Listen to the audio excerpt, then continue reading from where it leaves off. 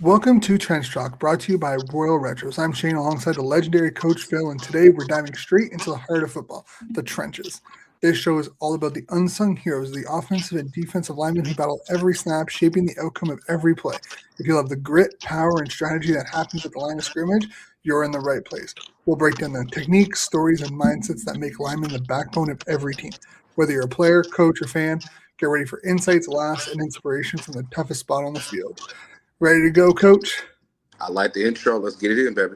Let's get in. New concept. We were talking about this in the off season about diving in, providing a little bit more insight to O line, D line, the unsung heroes. We just saw it in the Super Bowl with Seattle just dominating the line of scrimmage on both sides of the ball. We're excited to bring this to everyone. Hopefully, you guys will enjoy it this year. And we got perfect day to release it. We got free agency right here, right now, going on. I know you wanted to jump in, talk about Jake Fresno, so we'll jump into that. There's a couple of free offensive linemen to talk about as well, another D lineman to talk. So, go ahead, Coach, and let's get going. Well, I'm very excited to see Jake Ceresna go to Winnipeg, man. I think for me being and for y'all that know, I'm a huge Willie Jefferson stan. I'm a huge Willie Jefferson fan. Um, Willie had some of his best work when Jackson Jeffcoat was with him. He had a nice running mate with him. After Jackson retired, numbers kind of dipped a little bit. I think Willie got mad, had to move around a little bit in some situations, but he was more comfortable on the left edge at the rush position, being able to make plays, swat the ball down, be a disruptor. When you got a Jake Ceresna who can play inside, can play the three tech, he can play the B gap, he can do his job, but you can also move him to the one tech, play the A gap, be a disruptor, and be someone that can also be active when it comes to having hands in the air, making the guard struggle. He's going to blow up the guard that's pulling. He's going to do his job, and I'm just very excited to see this for Winnipeg. I know as a Rider fan, you ain't supposed to be, excited for Winnipeg, anything for them, but hey, I love good football, so this is going to be fun to see what they can do and be creative with Jake and Willie and the rest of the defense, and it's going to be fun to see. Yeah, I mean, it was pretty obvious when Jackson left, where Willie kind of became the vocal point of that defensive line. Even when they brought in Vaughters last year, it just wasn't the same. I'm interested to see what happens with Ceresna coming back after an injury year. It's a lot of money for a guy who is on the other end of 30, where injury concerns might start popping up. But see, it's a double-edged sword because when we saw what Jake could do in Toronto, and we also saw what he could do originally in Edmonton. If Jake is healthy, Jake is one of the best D linemen in the league, and also not just interior, but just D linemen in general. If you give him the chance, he's going to make wonders. Now his numbers are not going to be super duper like 30, 40 tackles, but he's going to get you. He can get you 10 sacks. He can get you about 25 tackles. You can get Willie out there and get him 10 sacks and get him about 25 tackles. That's half the fucking battle right there. Yeah, and I mean, considering the work that they've put in on the other end of the ball, they've obviously re-signed Patrick Neufeld, they've signed Stanley Bryant, but they've also spent a significant amount of money bringing in Jarrell Broxton over from BC. I'm interested to see how that dynamic works, especially considering Broxton's been basically a left tackle his entire career. They missed Hardrick. It was pretty evident this year that they're missing that right tackle in Hardrick when he went over to Saskatchewan. I'm curious on how they played. Are they going to put Brian over on the right side, move Broxton over for a year? But you basically have Bryant's replacement for 2027 if this is Stanley Bryant's last year in the CFL. It's going to be funny to see what they can do because Winnipeg has, for the last 5-6 years, have been dominant as far as the offense goes. Then you take away Buck Pierce and put him in BC. You get a new OC in there. Do you try to keep things status quo, or do you mix it up a little bit and play to the benefits of your offensive line? They've been together forever. You did lose Yoshi to us, to the Riders, but getting Broxton, put him in there. I'm interested to see what could happen. I mean, he's kind of already played in the system as far as what Buck's running in BC, but to see what they can do offensively new with their OC and that line is going to be scary. You're blocking for Brady. Most of Brady's runs in between the guard and the center. That's where his money is. So we're going to see what's going to happen this year with that. Yeah, I'm very like Winnipeg, you would think would go into a rebuild. They signed Brady to a 3-year deal in the offseason. You were kind of seeing, okay, which way do they go? Claris has had a couple of injury scares over the last couple of years. I think there was a serious concern of, okay, are you going to double down on the veteran core? And it seems like they have, and it's going to be very interesting going into 2026 on how that affects them, right? Because you wanted them to go in all out last year, they really didn't. Now it's like, okay, we only have maybe 1 or 2 years left before this core is done, and they're going out for a win. You look at most offensive lines, or just any like. You look at in most offensive lines, you got about a good 6 to 8 year window if you keep that core together and you've been successful. Winnipeg is at that 7, 8 year mark where, all right, we're older, we've been in the system, we've been here, we know our identity. Are we willing to adjust our identity to continue the run that we're on? I know last year they lost. It was a crossover. I remember it was a crossover, right? They played Montreal Yeah, this past season. So you see what happened with them in the playoffs. Are we still going to be smash mouth football with Brady? You signed Tim White. You've got whatever they're going to do with Dalton Schoen. I don't know yet. I know he's a free agent, but they said they weren't going to re-sign him, right? yeah, I don't think so. So you've got Tim White. You still got Dembski. You still have some weapons, but your bread and butter is running the ball. That's just how I see it. Are they going to maximize the last year or two of this window that they have with this core line? Because this line is phenomenal. One of the best offensive lines we've seen in a long time in the CFL. Yeah, and it's going to be very interesting to see how they mesh together, given everything, and obviously new OC in Winnipeg should be very interesting. Wanted to get your thoughts on what's going on in Saskatchewan. We saw it with Toronto 2 years ago with the max exodus of elite talent.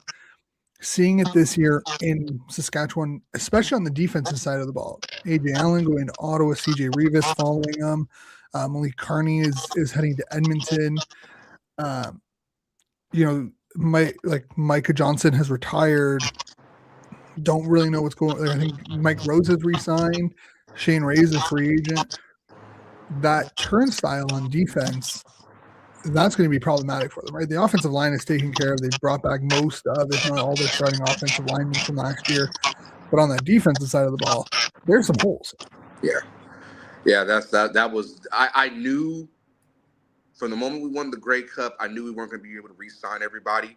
It's kind of a normal thing in the CFL, picking guys off of the winning team. But in this situation, I was happy for you because you picked up two great players. You picked up AJ, who's coming to his own, and you've got CJ, who I think the world of CJ. But it's going to come down to, can everybody come back and just be? It's not going to be the same. Not going to be the same group of guys, but can everybody buy in? Can everybody get the system under them? Can everybody gel together and move as one? That's my thing. Because the last 2 years, this defense has been outstanding.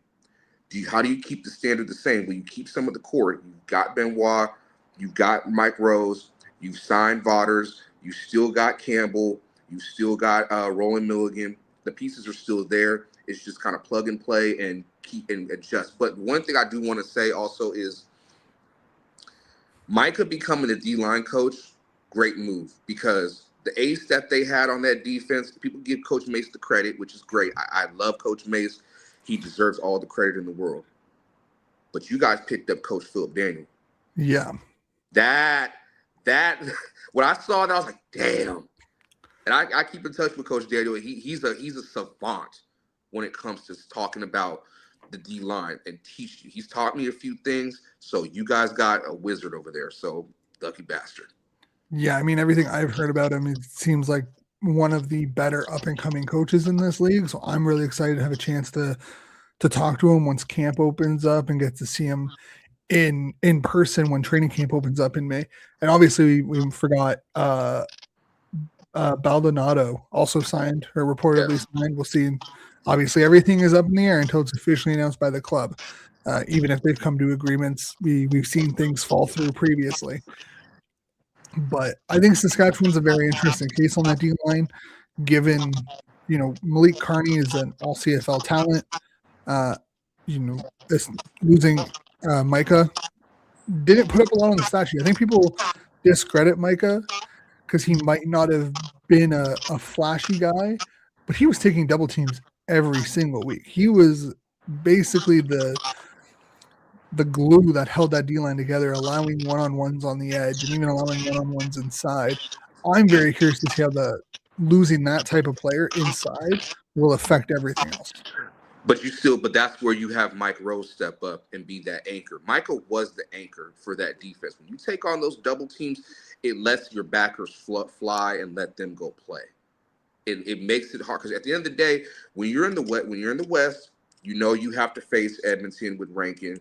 You got to face Winnipeg with Brady. You got to face BC with Butler. So it's going to be heavy run at times, and still be alert for the play action. Still be alert for the outs. It's all about. There's a lot of balance, but it's still run heavy in situations. So Mike can take on those double teams, letting the backers fly and let them make plays.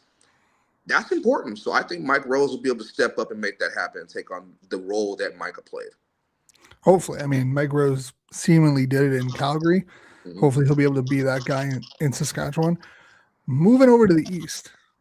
Well, technically East and West, because Hamilton's offensive line just got decimated by Edmonton. They're continuing to revamp their offensive line after spending quite a bit of money there last year. They've brought in 3 of Hamilton's starters. To me, it's always interesting when a team pulls 3, 4 starters from another team, because it doesn't always work out. This is one thing I'm kind of hesitant with Ottawa, is you bring in 3 guys from the same system. It doesn't always work out in your favor. Sometimes they come in and they take off where they were. Sometimes they take a little while to get adjusted. On the offensive side of the ball, you need them you need them to get going right away.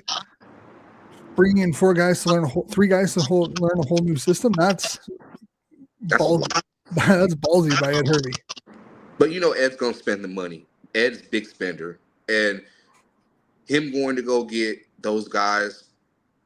Would you say it's very similar? Them going from Hamilton, it'll be a quick adjustment for them because Cody is a gunslinger. Cody's going to throw it. Because you're blocking for Bo, who's a gunslinger. You're going to block for Cody, who's a gunslinger. You don't have to worry about Trey Ford coming in and Worley Dervishing and going all over the place. Yeah, that's true. I mean, definitely more in line with what you were doing in Hamilton than anything else, knowing that you can actually just need to create a pocket for Cody. So I feel like in the run game is where you're really going to see the issue. Like the communication, getting in line with everyone else, those can create massive holes, if you're not in sync. And training camp isn't long. Like, I mean, it's 2 weeks, preseason game, and then right into regular season. So you can't have another bad start. You can't have another 1-4 start. No. For like Edmonton, like I love the moves. You bring in Bordner, Woodmansey, and Murray, but how much of that is going to impact your offense, and how much are you willing to let the growing pains? Like how much runway do they have before it's been like, this just isn't meshing? Because we've seen bad starts hurt them in the end. You have a decent, you have David Beard, you have Mark Corti, you just brought in O'Donnell, who has spent the last couple of years over in the NFL. Bringing these 3 guys over, one, are they really, who's going to be starting? I would expect that you probably have Murray starting left tackle, Woodmansey's probably in at right guard, and then Bordner is maybe that extra guy, or they're going to cut someone, but we've seen how an offensive line can negatively impact a team. I'm worried about Edmonton's offensive line being able to mesh. On paper, they're probably the best, but I don't know if they're going to mesh. And just because they're the best on paper doesn't mean they're going to be best on the field. But then you have to ask yourself the question most of the time, and I'm glad you brought this up. Most of the time, and I wrote this down, most of the fronts that you see from defenses, over front, under front, double 3 front, they come out the gate with one of those. Then they mix it up. You see a 50. You'll see different types of fronts like that. You might see, more of a double three at some point in time, but it might work in their favor because you'll see the same tendencies over and over and over again. Unlike in the NFL where you see guys do the new thing is double mug. You really don't see that much in the CFL, but the tendencies are going to be similar to where they can pick up, they can gel, they can communicate. They'll be able to say, "Hey, he's hot, he's hot, he's hot, he's dropping, he's dropping, he's dropping." So I'm interested to see that O line work because you're going from Hamilton where they didn't really have their running back position set. Whereas in Edmonton, you got Justin Rankin, who his style could work in their favor. That's just what I see. Yeah, no, that's totally fair. I'm curious. Like, I mean, you watch a lot of it. Watch them last year. It seemed like a lot more zone run blocking. It looked like it was like, hey, let Rankin pop a hole, and most people will admit that zone blocking is probably the easiest one to learn because you're just taking the person right in front of you. It's whoever crosses your face. You're going one way. You're either going left or right. You're taking the person that's crossing your face, and you're just moving them to the other side. So, assuming that it's the same style of offensive blocking, it shouldn't be an issue. But this team has I don't think Edmonton has it's like Ottawa, right? You have the best team on paper going into the season, like last year. You look at Edmonton and Ottawa, and they arguably had the best team on paper on Yeah. both offensive and defensive side of the ball. They were two of the teams where you looked at on paper, and you're like, oh, those two teams should be the top teams in their division, and then they weren't. And and I forgot to mention this earlier.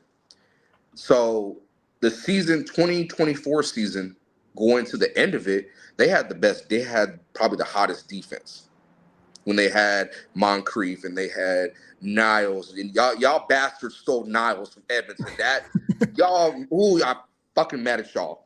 And then Nick Anderson, that D line with Sean Oakman, Jake, and all them. That'll get you the ball back at any point in time. But with the offense, they struggled. They struggled heavily in the run. And I was because at one point they had Kevin Brown, they had Justin Rankin. They were trying to figure out who was going to be the guy. But with Rankin being the running back he's quick, but he's decisive. And I like that. I like that he's got a little Le'Veon Bell in him where he can be patient when he needs to let the holes develop. If they're running a zone blocking scheme, the holes will be there for him. So just give it about training camp to about week 4. That's my window for them to develop. That's a pretty generous window. I'm gonna pull up their schedule because I think they have a bye week. I think they're one of the teams that has like an early bye week. I think it's week 2 or week 3.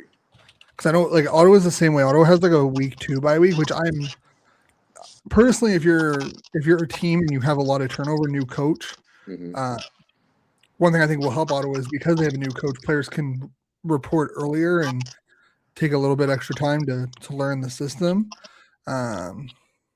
They have a week 2 bye as well, and they open up against Ottawa in Ottawa.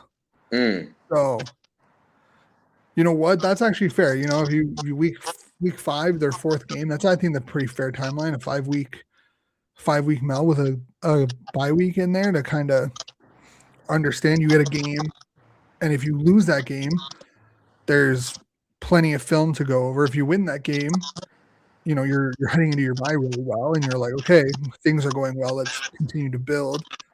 So I think Edmonton with that week 2 bye is probably in a pretty good situation to gel overall. It's still going to be all about what they do because again, we see it year and then the last probably 3-4 years where best team on paper, worst team results wise. Yeah, I mean McKisnick is still the OC in Edmonton, right? Yeah. Okay, so he's gonna want to sling rock. He's gonna, and knowing McKisnick, after talking with Vernon Adams when I interviewed him, it's more of it's really West Coast style offense. So I love the West Coast offense. It's got some concepts in there of that. You got Austin Mack out there. You've got your weapons. Even though their receiver room is kind of a little light, it's predicated on the run. So it's going to be good to see. It's going to be good to see what Edmonton could do with that line.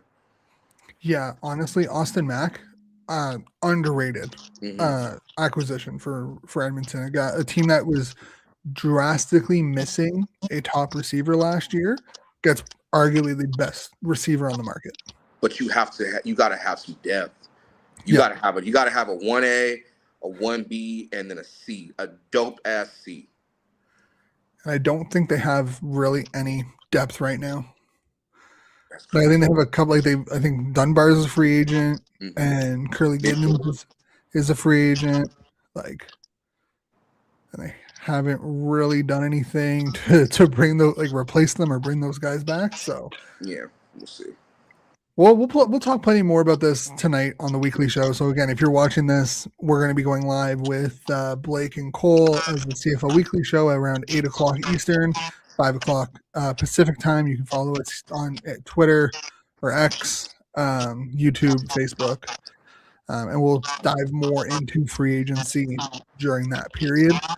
Um, one team, just before we move on to the top 10 D linemen thing, because again, these will probably be about 45 minutes long Yeah. for our viewers and listeners, and they will be available on podcast form.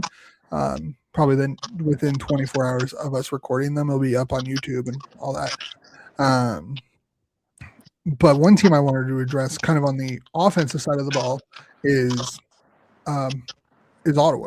Like, Yeah. they haven't done anything. They've brought back their 5 starters. You know, Pelios, Bladek, Godber, Desjardins, and Boyd are all back. They haven't really brought in any kind of depth outside of who they already had on their roster. To me, it's concerning. Like, I mean, I personally believe that if DJ Allen or Dijon Allen went to the window, he probably would have ended up being with Ottawa. But this team has been decimated by injuries on the offensive line the last couple of years. It's concerning right now that there's been zero movement in that regard. I think they don't want to make too many moves. I think they made the safe, right moves right now. They've shored up that defense. Offensively, you still got Gino, you still got Hardy. What they're gonna do about Addison, I don't know because I would like to see Addison stay. Um, but that line, as long as you got Bladdock, you're gonna be okay. I like him. I like Bladdock. That motherfucker can work. That motherfucker will take on anybody, and he's not the biggest guy, but damn it, he's got the heart. He's made to be where he's made for that Ottawa line. He's gonna be that guy. So it just comes down to injuries and the new scheme, which I think will work in their favor. I think they have the pieces to be able to make. And I keep, why am I drawing a blank on old boy's name, the new head coach? I keep, Dinwiddie? Dinwiddie. There you go. I knew it was something with a D. I knew it. But with Dinwiddie's offense and with Drew Brown, they've got a running back now. They've got offense. They've got receivers. This could be something nice, Shane. I'm trying to tell you, y'all on paper, y'all look beautiful. On paper, we look great, but we've also looked great the last 3 years. But you actually have an offensive guy. Yes. He's going to call the plays. His shit works. It may not have worked last year because Chad was out, but he's got the right quarterback and shoring up that line. It's okay. As long as nobody really is, you're gonna have injuries. Injuries are inevitable. But you got it. You've got your core. Yeah. I mean, I want to see Ottawa go after like Trayvon Tate or Jamar McGloster, which is funny because they've spent time in Ottawa previously. But I think from a depth perspective and a ratio perspective, Ottawa net with the addition of, with AJ Allen and even the performance and progression of Lucas Cormier, you have the ability to now start a Canadian at will, Mm-hmm. which means you don't have to start 5 or 4 offensive linemen. Bringing in an American right tackle as an option and I mean, I like DJ Jones. I think DJ Jones has the potential to be a future guy, but McGloster was, very serviceable with Montreal, and Trayvon Tate was very serviceable with Saskatchewan. I would like to see one of those two guys end up in Ottawa, even as like a rotation or depth piece, force Pelios to kind of earn that right, like starting right tackle spot. Considering we don't really have any depth there to begin with. Like Dante Bull retired and that screwed everything up. I do think they'll probably go with an Wait, offensive what? lineman. Dante Bull retired after like in training camp last year, and it derailed everything. This dude was the number 1 pick, and he retired after 2 damn years. Yeah, dude had injuries. Dude was hurt during his draft year. I remember that, but Couldn't stay healthy. What happened to him? His legs couldn't stay healthy. It was his lower body injuries. Yeah, all right, I understand that. He just, to be fair, he was a project. He probably shouldn't have gone first overall. I think it was one of those situations where like his upside, his ceiling was probably a lot higher given his size, where they're like, hey, if he works out, he's going to work out. Yeah. He was kind of a swing and a miss. Like he was a boomer bust type prospect, and he unfortunately busted. But I see but one thing I'll say about this with Dinwiddie being the head coach and the OC. With his experience having AJ Ouellette, Andrew Harris, just great running backs back there, and even like at one point Kevin Brown, which I was surprised that it didn't work for Kevin and Kadeem Carey. I was surprised it didn't work for Kevin, but the run is going to be y'all best friend. Running the ball is going to be y'all best friend this year. It doesn't have to come down to Drew down the stretch throwing 60 passes just for y'all to win a game. And that line that somebody's got to secure that left tackle spot, because I'm tired of seeing Drew get blown up and then throw an interception. You got to give him time in the pocket. Just give him 3 seconds. 3 seconds in the pocket. Well, this is funny because there's a bunch of numbers for PFF that like Dino Boyd was actually one of the better left tackles last year. But there's no differently though. There's no way to confirm that, right? Like, right. The PFF needs to make their scoring like public for every player, just like they do in NFL. Even if it's behind like a paywall, at least people who aren't directly related to PFF or the CFL can vouch like, hey, yeah, these numbers are accurate. I'm not going to sit here and say that they're flubbing the numbers, but if someone tells you a number, you're not just going to automatically assume it's truth. You're going to want to go and do your own research and make sure the information you're being told is accurate. So, but according to PFF, he was one of the better graded left tackles last year. I don't know. The film says different. Exactly. Like I'm not huge. Like I mean, I like Dino. He's a good guy. He's I've had the pleasure to talk to him multiple times. Like great guy. And maybe it's just the fact that everyone else on the line struggles that it makes him a little bit more exposed, because we focus so much on the left side that like when the rights. I mean, we just saw it with Will Campbell, right? Like we talk about the offensive line struggling, but we point out that like the left tackle was struggling the most. But when you're the left tackle next to the center, you are the most important guy on that line. One of my high school coaches said it's center, depends on the line that you got, center, left tackle, guards, right tackle. We don't really give a fuck about you, but you out there.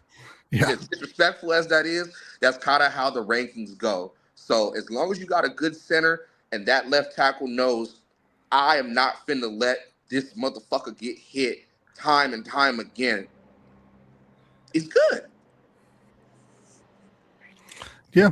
And, breaking news real quick, just announced by the Red Blacks, they have signed former Rough Rider linebacker CJ Rivas to a 1-year contract. So he is under contract for 2026. He'll be eligible to test the market next winter, but that should just come through from the Red Blacks. So nice little breaking news for our listeners who may not be on Twitter or X right now.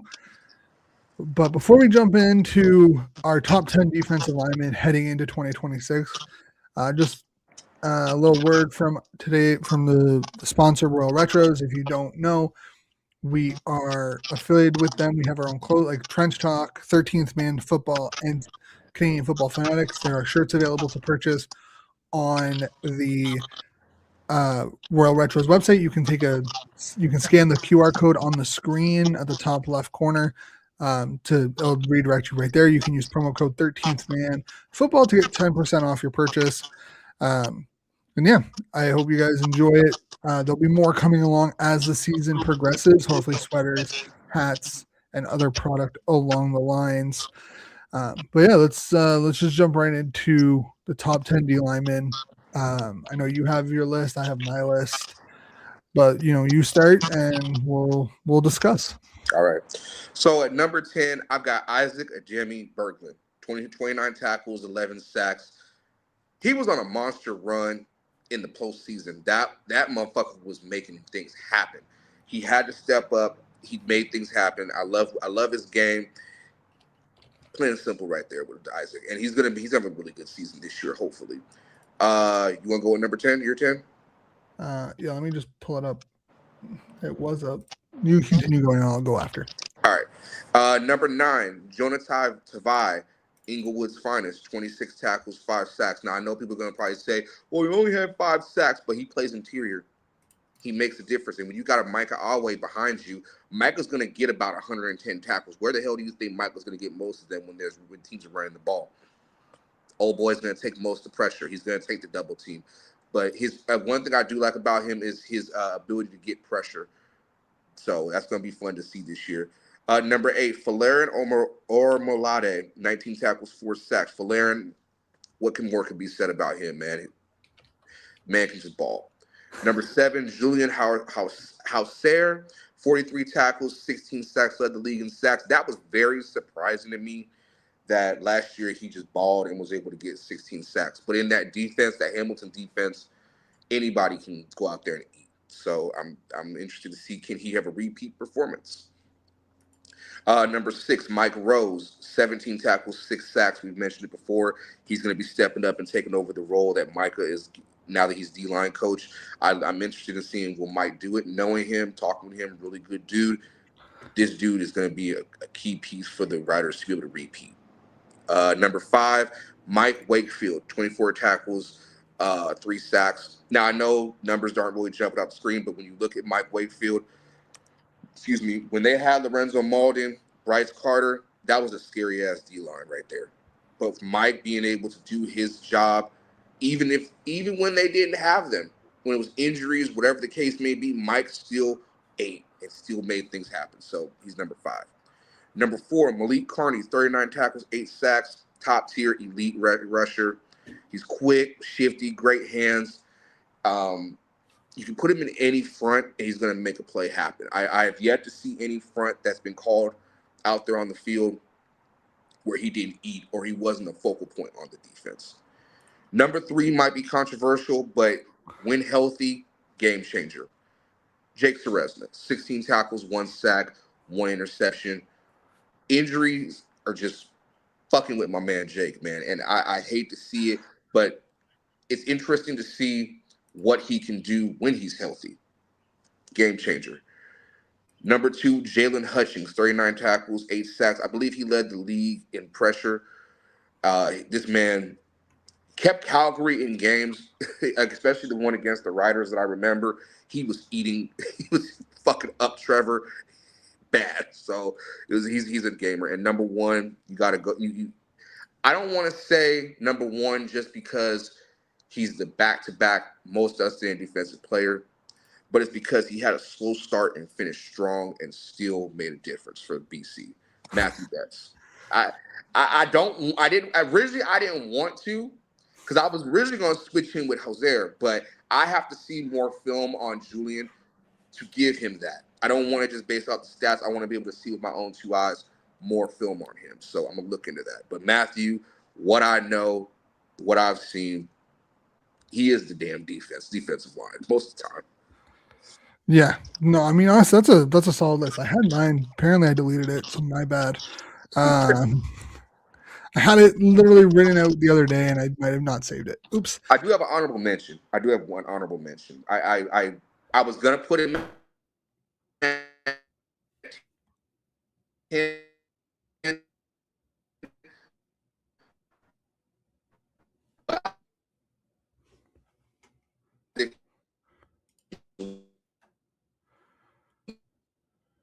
the season.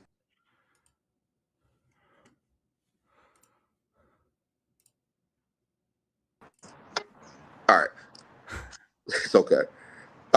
With Willie having Jake out there, It's going to make a difference. Willie's going to be able to, they'll be able to call more stunts. Will he be able to go upfield more, be able to make plays and be more active? So I expect a bounce back here from Willie Jefferson as my honorable mention.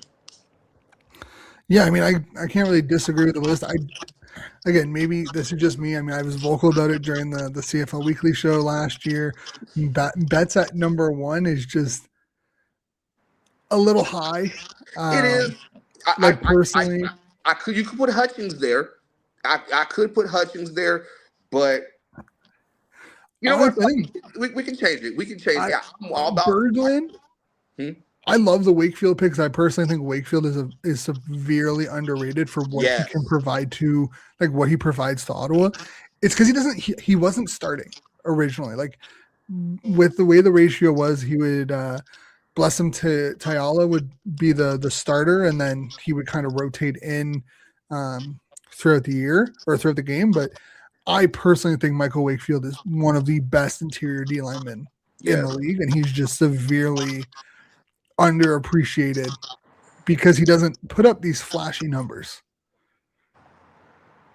But it's what he can do. What fascinates me is watching him in the A gap and then what he can do in the B gap. It's fascinating what he can do just off the premise of it's attack. It's full attack.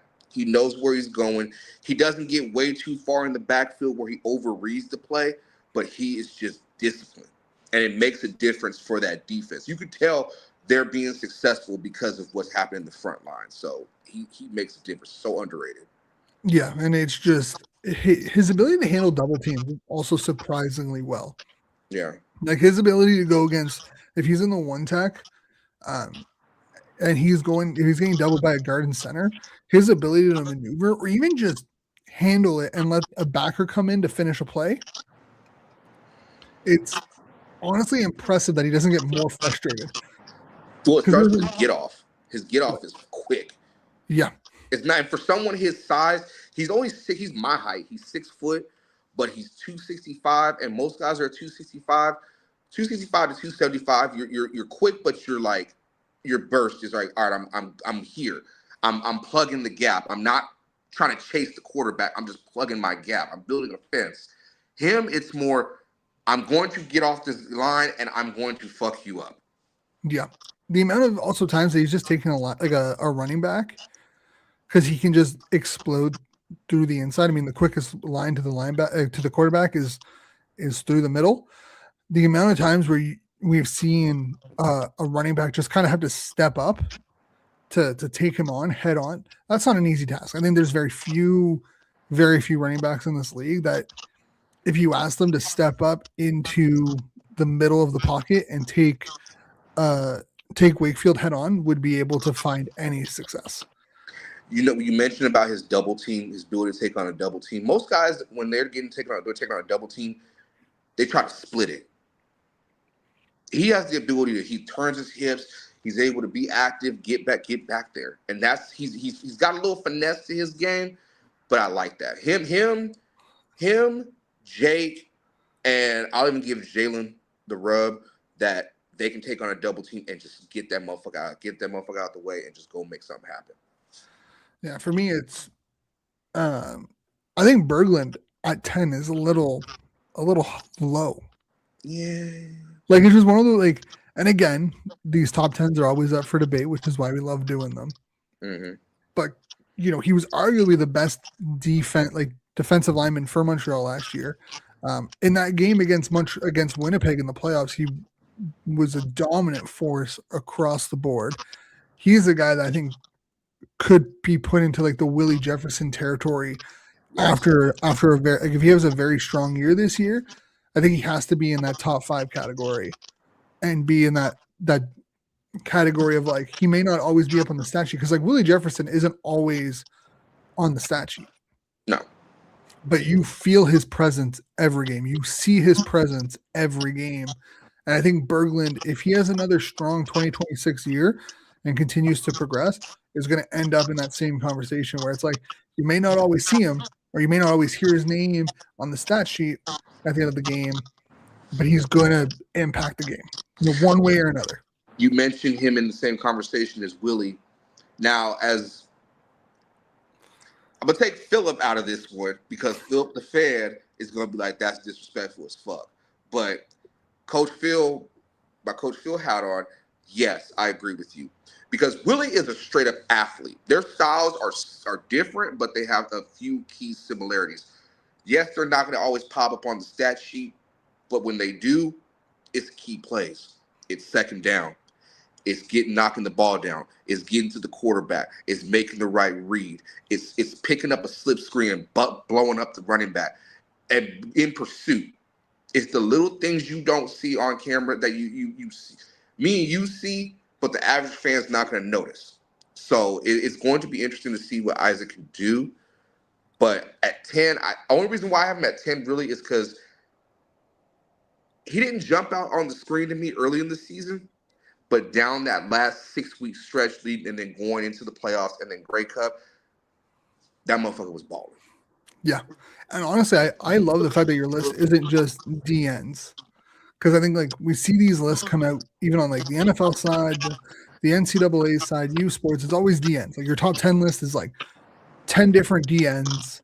This one has a mix of edges and interior D linemen, which personally it's refreshing. Because that's the real trenches right there is the interior. You know it, I know it. It's they take on, yes, the sexy position is edge, rush, and quick. It's just what it is. Getting sacks is a beautiful thing. It's what you get paid to do.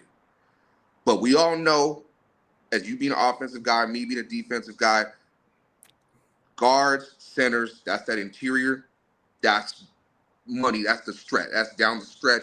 I need to run the ball up the gut. That's the real trenches. Not knocking the edges, but that's the trenches to me right there. Quickest path to the ball is through the middle, right? If you're a D lineman, if you're an interior guy, you're the quickest guy to the ball. Mm-hmm. Or if you're a guard or a center, you're the quickest. Like your path is the quickest to the ball, so you need to get ass. If you're a tackle, you're generally one-on-one, and for most tackles and most offenses, blocking schemes just require you to push the ends out. Right, like if you're run blocking, especially if you're zone blocking, I think it's more prominent in zone. All you're doing is just pushing that end as far away from the play as possible. Like you want to get him in alley. You really want to get him out there. Like you just want him out of the way. Yeah. If he want, like one thing I was always taught growing up was like you let him. If he wants to run past you, and we're running the ball that way, and he doesn't want to contain or maintain his gap, just follow him. Just let him go. Because 9 times out of 10, he will not be quick enough to turn the edge if you're right in front of him. So if you're an edge, if you're a tackle on zone blocking, you're pretty easy. But pass blocking, you're one-on-one and you can get exposed so easily, which is why I think the edge rushers get so much prominent because they're just one-on-one. It's just flashy one-on-one plays where you either win or you lose. And, at the end of the day, that's all that matters. Can you hear me? Yeah, you're good. Okay. At the end of the day, yeah, like, especially like when you're playing tackle, and I can't stand tackles. They be the dirtiest motherfuckers out there. I truly, and being a linebacker, when we had to go under and we're like, hey, we need you on. If I played weak side, I'm playing Will. Like, oh, go under. We're going weak side. Like, man, fuck you and this tackle. I'm not doing that shit. Cause y'all want to get in here. I hate when they be like, oh, all up in your jersey, all up in the top. Like, get the fuck off me, bro. Like, leave me alone. But no, that's their job. Push the edges out, get them out there D gap area in the alley, and once they do that, it opens up a lane where if he has to bounce out, it's there. So exactly.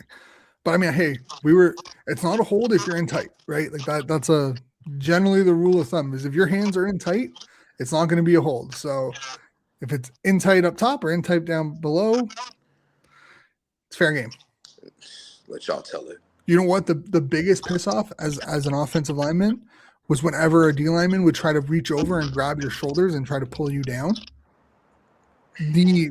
Honestly, if you do that, especially one-on-ones and like in practice, if you're reaching over for your like to grab your teammates like shoulder pads and try to push him down that way, it's a coward move, in my opinion. Hey, because in my opinion, it just means you can't win on a finesse move and you can't win on a bull rush. Right. Because like at that point, like I get it, you're kind of eliminating most options for linemen because either you're going to hold or you're getting past. But at the same time, if someone's going for my shoulders and you're inside that tackle box, I'm not someone who likes to cut, but I'm cutting you at your knees at that point. Because you're a dirty motherfucker. Oh, you see. See, I don't like cutting. I mean, I blew up my ACL because some motherfucker went helmet to my knee, and my knee did not like it. So personally, I'm not one to cut. I don't like it. I think it's a bitch move, especially if you're inside. Like I think we talk about player safety, and it's like, it's like, you know what? On both sides of the ball, if you're cutting, you're a coward. Okay, it all depends on the situation. So, for example, if I'm getting called, if I me as a defense coordinator, if I call a twist right here with my backers, I want a twist right there, and I want my nose to take on the center, motherfucker. If you cut as a linebacker, former linebacker, if you as a guard try to cut me, I'm gonna sock you in your fucking face. Don't do that shit. Don't go at my knees. Hit me in the head, blow my shoulder out, whatever. But don't cut me at my knees. I've been there, done that. No, fuck no. That's dirty as hell. Yeah, I'm not one to cut. I mean, I've been cut on both sides. Like I played both sides growing up. If you have to cut someone, you're not good, in my opinion. Like I feel like cutting is such a last resort type thing on both sides of the field. Like I think my biggest peeve was, you're in open field and you're about to hit a corner and they just drop. Like they just drop for your legs. Yeah. And I'm like, okay, I get it. You're a corner, you're small, you're tiny. But I'm gonna need you in the head. Or I'm gonna land on your stomach. Yeah. Or I'm gonna drive my knee in your stomach because you're not like cutting someone is just putting yourself and them at a greater risk for injury, and I can't do it. Never ask my players to cut. I refuse it to be a part of any type of package that I've been a part of. I'm like, I don't do it. Like it's just not something I think it shouldn't be in the game. Like it's just all you're doing is risking injury when you do it. You got these old head offensive line coaches. You gotta set the tone early. Cut a motherfucker. Cut everything around you. You want to set the tone? Just go and hit him in the mouth. Right. Don't cut. I mean, I grew up the same way. Like people were like, "Oh, if they're getting off a little early, just cut them. They'll take a second." Right. Or change up the snap count. Not my fault. Your quarterback can't do anything more than a basic snap count. Or your receivers are too stupid to stay on side. That's not my fault. But that shows that you have you shouldn't be out there on the field if you got to cut somebody. That's just me. I think if you resort to cutting, you either getting your ass kicked, you can't keep up with an edge, you can't keep up with the nose or the tackle. You can't keep up with nobody. Yeah. Get your ass off the field. Yeah, I agree. I think I've maybe cut once, maybe twice, and one of them I was on the defensive line. I was getting double team. I didn't even cut. I just dropped my shoulder. I dropped to a knee. It works. Catches them off guard. It's just, I don't know, diving directly at someone's legs when you're that in close to each other, it's a recipe for disaster. Bro, if you're 6'4", 6'5", 6'6", and you cutting someone 6 foot like me, bro, we gotta fight. Like that, what are you doing? That's punk shit. Exactly. Like again, if I couldn't beat you one-on-one without cutting, like I need to go work on my game because clearly. Because like at the end of the day, all cutting actually hurts people more than it helps because you're taking yourself out of the play because you're not going to be able to pop yourself back up and start blocking if you're cutting right away. Like you're basically admitting defeat and you're taking yourself out of the play. You're not helping anyone. No. Like, and if you cut somebody, you know how hard it is to get up off the ground after you cut somebody and you're going tempo? yeah, it is draining. Like, I admit I've fallen on a motherfucker or two because like they've tried to cut me, and my response, if you're gonna cut me, I'm just gonna fall on you. Like I'm just straight up just gonna be like, oh my bad, I'm trying to get up, try to do the turtle move. Most refs won't call it. It's not necessarily holding. They tried to cut me. I fell. You know, I'll pull a sock or I'll flop a little and I'll just flop on you. And trying to get someone who's like 275 plus pounds off of you when you're barely 250 and who's intentionally putting all their weight on you. Not my fault that you're getting mad. Don't cut. If you get me, my thing is this: if you neutralize my counter and then my counter to my counter, you got me. But if you come at me and you come in second level and you try to make something, no, I will fuck you up. No, don't go for my knees. I've already been through it. Don't do it. That is the one thing as a like as a lineman, it's like, nope, you can anything else but cutting. I will, you know, if someone wants to get their arms up, you want to give a little forearm shiver into their ribs. You know what? That's fair. You know, but don't cut. The worst one, and we'll get about it off of this one. The worst one is if I'm coming off the edge and I'm dipping that shoulder, and you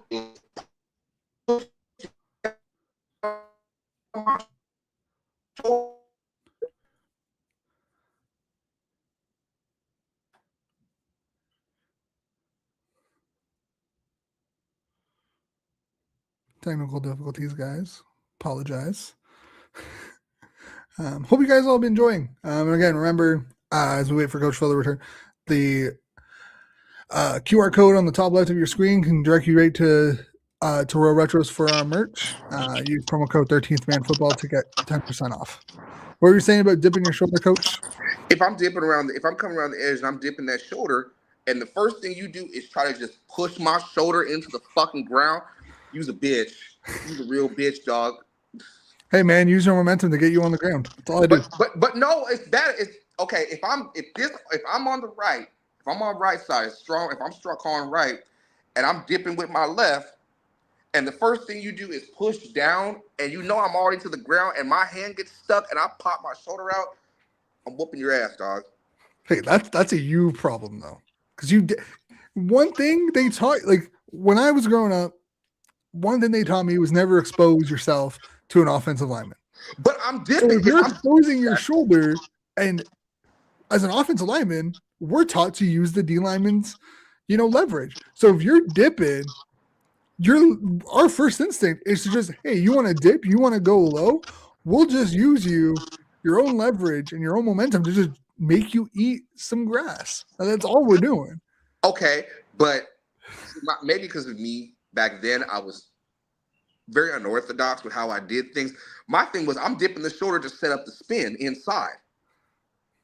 So it would work, but if I'm going up against, my weakness was I didn't like going up against dudes that were like 6'5", 6'4", and up at tackle. I hated that. I never could master that because my speed and my finesse just wouldn't work against motherfuckers. They would just grab you. They'd be like, sit down, sit down, sit down. No, that's fair. Again, I'm much better. I was always a much better guard than I was a tackle. Yeah. Like if I was gonna go, when I was looking at going to uni and whatnot, it was very, very clear that I'd probably make it more as a guard or a center than a tackle. Right. But yeah, I mean, I went to a CFL free agency camp before, like it was a combine at Carlton. Oh God, not again. 2017, 2018, I think 2018, and I was going in as a guard. And I'm like, you know what? Like I'm a guard center. I can manhandle most people inside. I have good leverage. I have a good stance. I can make myself look good being a guard and center. Mm-hmm. Um, and we were going through everything, and it was kind of a spur of the moment thing. So like, we were literally told by our coach, like, "Hey, you guys can go do this. It's $50. You can bring your gear." We've been because Carlton's hosting it. Like, anyone who is CFL draft eligible or past the 3-year mark can go try out. And I'm like, cool, that'll be great. That'll be fun. It'll be a nice little exposure. And I ended up going at left tackle because they're like, does anyone have left tackle experience? Not a single other person there. There was probably like 6 or 7 linemen.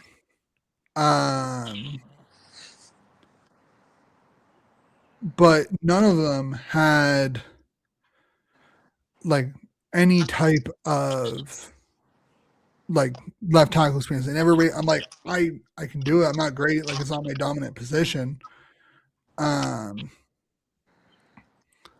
So I was going up against like NCAA guys, like Div 2, and I got beat. I'm like, this is not my strong suit. Like, I cannot be a tackle. Like, I'm not quick enough. My hand, like, I'm not good enough to be a left tackle. But it was just one of those things where you're like, if I could go back and do it again, I probably wouldn't raise my hand. I'd be like, I'm not really comfortable with this. So at least you knew. And see, I was dumb. I'd just be like, because my preference was everybody wanted to play Mike linebacker. I preferred Sam or Will.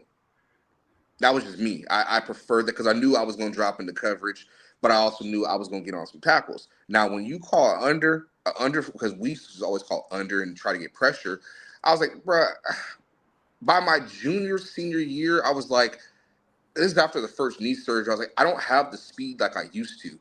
So I preferred to just be like, all right, move me to Will.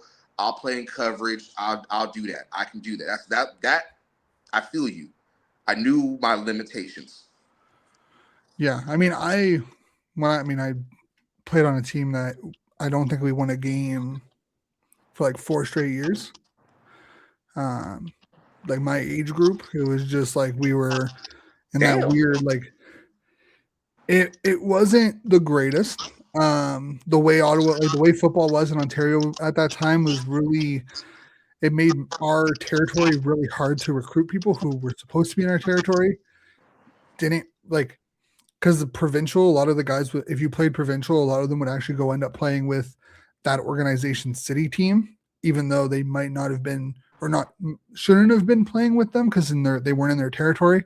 So it created some problems. But like, I mean, there was one year where you froze again. We had like 3 linemen. And like I'd play both sides of the field. I'd be basically everything but punt was what I was doing at one point. I got even some fullback time because biggest kid on the team. Shoulder pads made me look massive because I was 14 wearing shoulder pads that were meant for like college students. So he was a big bastard. It fit you well. Oh yeah, I mean, I was massive. Had the neck roll like the 90s. Oh. It was a great time. It was a great time. Oh man. Oh God, man. This has been great, bro. This has been fun. Yeah. And before we end it, because it will be coming to an end now, we're hitting an hour. Dlineman has signed with the Ottawa Redblacks for 1 year, so another D lineman for Dlineman out of Montreal. Like, he was with Montreal, he signed with Ottawa for a 1-year deal. So, well, damn, y'all just spending money left and right, bro. We have like 20 D linemen under contract. I don't get it. We have 20 D linemen and like 8 offensive linemen. It makes no sense. I mean, it does, considering our like D line was like getting to the quarterback was a struggle last year. Mm-hmm. But yeah, we have like 20 D linemen signed or 19 D linemen signed now. It's crazy.